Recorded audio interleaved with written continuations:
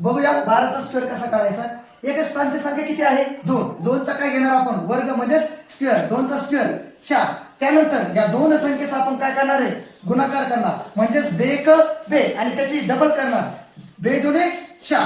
त्यानंतर दशक स्थानची संख्या किती आहे 1, 1चा आपण काय घेणार स्क्वेअर घेणार म्हणजे 1चा स्क्वेअर 1।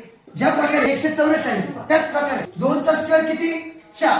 त्यानंतर दोन संख्येचा आपण काय करतो गुणाकार, 8 दुने 16 त्याचे आपण काय करतो डबल म्हणजे 16 दुने 32, 32 चे दोन एक स्थानची संख्या आपण इथे लिहितो आणि 3 साईडला लिहूया।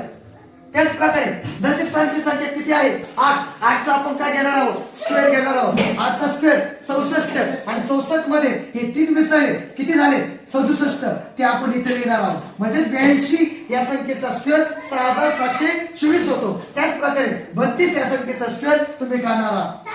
असेच व्हिडिओ पाहण्यासाठी माझ्या चॅनलला म्हणजे शाश्वत कोचिंग क्लासेसला तुम्ही सबस्क्राइब करा। धन्यवाद।